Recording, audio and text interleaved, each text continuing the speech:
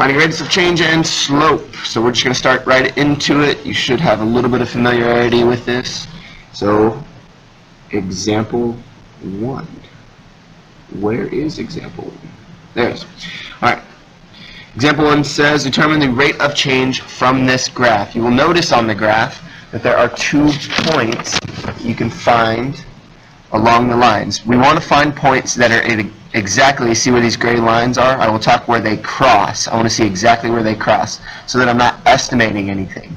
I don't want one here because I'm not entirely sure if that's 0.7 or what. But I do know this is definitely exactly at 1 and 60. So 160 and 2 and 120. Remember that all coordinate pairs, that's what we're going to call those, coordinate pairs are written as x comma y. So when I give you this formula, it'll be the difference in y's, so difference in y's over the difference in x's. Now the sub 1 and sub 2 just means that it's 0.1 and 0.2. That doesn't necessarily mean much else. So what it'll look like is be x coordinate 1, y coordinate 1, x coordinate 2, y coordinate 2. And then you'll take those and plug it into this formula. So on this example, since they gave us those 2 points, and the 2 points were 2 comma 120 and 1 comma 60, we'll let this be our x sub 1 and this will be our x sub 2. Okay? So basically I'm just stating which point is the first one and which one is the second one. I start to plug in. I have a 1 minus a 2 on top. Oh, that's supposed to be on bottom. These are our x's. Sorry. Confusing you right off the bat. X's go on bottom. 1 minus 2. So notice I went 1 minus 2, so I go 6 minus 120. 60 minus 120. Okay? Then I just solve it down and simplify as much as possible. So here I get negative 60 on top and negative 1 on bottom. That reduces down to just 60 positively. Okay? Now this will work both ways. So had I used this as my 0.2 and this is my 0.1, it would have been the exact same answer because it would have been 120 minus 60 over 2 minus 1, which would have gave us 60 over 1, which is still 60. Okay? So it doesn't matter which one is 0.1 and which one is 0.2, but it does matter that if this is the coordinate of the first one, then it needs to be the coordinate on the bottom. So just make sure that you have those in line. All right, the way I like to do this is I stack the points. Okay, so that's your version 1. You need this formula. If you don't have it written down, get it written down. That's the slope formula. This is the way I like to do it. I stack them straight up and down, and I just subtract them right away so that I know the differences between the two. I normally put the bigger one on top. That way I don't get negatives. So 120 minus 60 gives us 60, and then 2 minus 1 gives us 1. And then I just say, okay, I want y's over x's. So I take my y's, I put it over my x's, and then I circle my answer. Okay? It's just a shorthand version to do that, and it makes sure that you don't accidentally flip-flop your numbers. Okay, but you have lots of options there. So in the context of this problem, let me read it. A car travels on a highway at a constant rate of speed. The graph shows the relationship between the distance traveled and the time traveled. Find the rate of change. So we're talking about a rate here. So when I'm looking at my graph, okay, it's time is my x's and distance is my y's. So since it's y's over x's, it looks like 60 y's, which is distance in miles. So 60 miles per my x's, which is time in hours, so per hour. So 60 miles per hour. And that would be your final answer for this problem. So your rate of change is 60 miles an hour. Questions thus far? Okay, example 2. Still using the same formula that we had from up top. You know that you only need 2 points. So when I get to example 2 and they give us this big chart here of several data points, 2, 32 and a half, 4, 60 and a half, 6, 88 and a half, 8, 116 and a half. Okay, they give us 4 points, but I only need 2 of them. Only need 2. So what I do is I pick the 2 that are going to give me a smaller number. That way I don't have to reduce at the end. So I wouldn't pick 2, 32 and a half, and 8, 116 and a half. I'm going to pick the 2 that are close by so that I can make sure that I don't have to reduce as much. Okay? So here's the problem. It says, a shop charges a fee for renting kayaks. What is the rate of change for the rental fees? So we're looking at 2 to 4. So the first point is 32.5. I'm writing it down as a coordinate so that you can see the difference in the way that it reads. So pretty much always, time is going to be your input or your x value, and then the cost will be your y value most of the time. So the next point was 4, 60.5. And we use this formula, this one right here, to plug in. So I'm going to take 60.5, I'm going to subtract 32.5, because those are my y's. And I'm going to take 4 and subtract 2, and then I just do as much as I know how to do and then simplify. I have these two subtracted from each other. I think I get 28. 4 minus 2 is 2. So here I have 28 divided by 2. I can reduce that, or I can just go ahead and do that division, and it'll be 14. And I need to put this in the context of the problem. Looking at the y's, this was my cost in dollars. Looking at my x's, this was the kayak hours, I do believe. Yeah, kayak use of hours, so I'm going to put hours there. Okay, so here my y's represent money, so it's $14 per hour. Questions there? And that'll work with any of your points. If I were to use the first one and the third one, or the first one and the fourth one, I'd get the exact same answer. I just have to reduce it. So it doesn't matter how you do it. They, in the example that they actually worked, they used the same one as us, so never mind. You'll end up with the same thing no matter what. Okay? So here's another way to represent this slope. So m is what slope is going to stand for, and y equals mx plus b. This is slope. This is rate of change. Rate of change. Okay, so that's how you normally see those represented, slope or rate of change. It is also rise over run, and then that formula that we just learned, difference in y's over difference in x's. Okay, so now you have different ways to represent this. If I have a graph, I can simply count. It's really nice to just count instead of use the formula. It's a lot faster. So if I have a graph, I look first at what my intervals are. They're going up by 1. They're going up by 1. So I don't have to do any special counting. So I would just do rise over run. I start at one of my points, and then I'll count to the other. Notice that my slope is going up in a right direction, so that's positive. If it had been going down like this, that would be a negative slope. So it's going to be a positive slope since it's going up. Left to right, I read left to right. Start at this point. I'm going to rise over run, so I go 1, 2, 3, 4. So I rise 4, and I run 1, 2. So my slope on that particular problem would be rise of 4 and run of 2, and then I'd reduce it down to 2. Okay, still probably not much new there. Always reduce, always, always, always reduce. Example 3. This is find the slope of each of these lines. So on A, again, we do rise over run. So I'm looking, it even gives you a little dotted line. So rise is 1, 2, run is 1, 2, 3, 4. So rise is 2, run is 4, and then I have to reduce it, so it's 1/2. I'd reduce by 2. So slope is right there. Okay, any questions? Okay, that was A. On B, we should notice that that slope is negative. It's going downward. So that's the first thing that I write down. Reading left to right, it's going down. So it's a negative slope. Okay, so M is a negative. Do my rise over my run.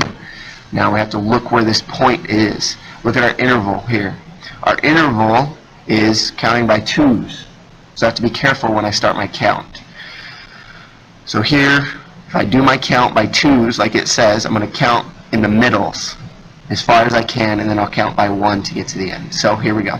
2, 4, 6, 8, and then 1 is 9. So my rise is 9. Now I have to find my run. My run is in the middle of this one, so I go 2 and then 3. The most common mistake I'll see on you guys is you will misinterpret or not even look at what your interval is. So be very cognizant of that. 9 divided by 3 is just 3. So our slope is -3 on B. Make sure you pay attention to whether it's negative or positive. Okay. Now there's also vertical lines that you'll see and horizontal. You just need to know what the equations of those will look like. So draw an x and y axis for yourselves. If you have a pen, use a pen so you can see the difference, or use a different color so that you can see the difference between them. So obviously a vertical line is going to be vertical. 1, 2, 3. Let's put it at 3. And the horizontal line will be obviously horizontal. I'm going to put this one at 2. Now the way we represent these equations is I ask myself, if I see a vertical or horizontal, I say, what is it always? And I see that it crosses the x-axis. So I see that it's going to have to be an x of some sort. It crosses on the x-axis. So x of some sort. And then I count over. What is x always here? So, well, this point right there is 3, 0. And then if I would count up a few points, this point would be 3, 2. If I went down 3 points, this would be 3, -3. So what is x always when it's vertical? X is always 3. Okay? So the equation of a vertical line looks like x equals. Okay? So x equals something. Therefore, knowing that a vertical line is an x equals, we're going to be safe to assume that a horizontal line is going to be a y equals something. Okay? And then I say, what is y always equal to on this line? It is always equal to 2. So this one's 0, 2. This over here might be 1, 2, 3. That would be 3, 2. Over here might be -2. So it's -2, 2. But y is always equal to 2. Okay? So the difference in those, if you don't want to memorize them, you just ask yourself the question, what is x always equal to, or what is y always equal to in this particular line? And graphing them works vice versa. So the slope in a vertical line, if we did rise over run, okay, I would continually rise, but I would never run. In essence, I would run 0. So my rise is, I don't know, some number, say infinity. Or we could just take 2 points. Let's take 2 points. Let's take 3, 2, 3, 2, and 3, 0. So I'll take those 2 points and I'll use that formula that we just developed. So it's 2 minus 0 over 3 minus 3. I would get 2 over 0. But there's a rule that says you can't divide anything by 0, so it's undefined. Because anything divided by 0 cannot be explained. It's undefined. If you try to type that in your calculator, 2 divided by 0, it will tell you either error, syntax error, or undefined. One of those 3. Can't remember exactly. So when you see a 0 on bottom, you write slope is undefined. Okay? It goes straight up, slope is undefined. Okay. On this one, if I took 2 points, 0, 2, and 3, 2, I would get 2 minus 2 on top and 3 minus 0 on bottom. So I get 0 over 3. 0 divided by 3 is just 0. So slope on a y equals function is just 0. Okay. So slope for vertical is undefined. Slope for horizontal is 0. Add that to the top here.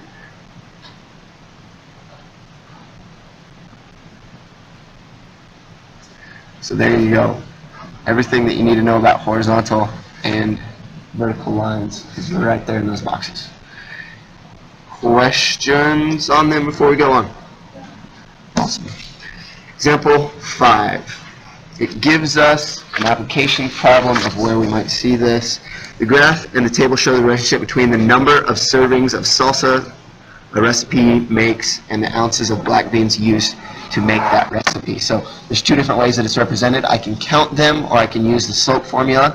Okay, if I look at this one, I should notice that it is counting by 2's. Okay, so I can do rise over run. Maybe I'll do both ways and verify. that I'm correct. It says use the table or graph to find the slope. We're going to use the table and the graph. So on A, we're going to use 2 points. So they have 410 and 615. So I'm going to use those 2 points. 410, 615. Plug that into your formula. 15 minus 10 and 6 minus 4.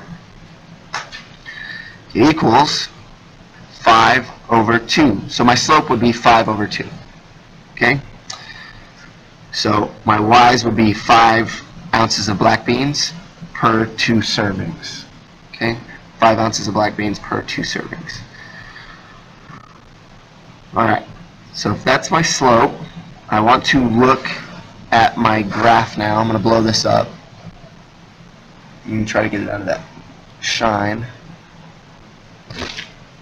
Alright, so here we go. If I want to count rise over run here, knowing that I'm counting by 2's, I just want to look for an exact place. I don't have to use the point they gave us. I'm going to use for an exact place that has a good cross. So here is 615, and right here is 8 and 20. So I'm just going to count. I go up to, what are they counting by here? Sorry, 5. So I'm going to go up 5 over 2. If I look at my intervals, and I just made that mistake, which is the common one y'all guys will make, I would get this wrong, because I have to notice my interval is going up by 5's here and 2's here. So I go, rise is 5, and run would be 2.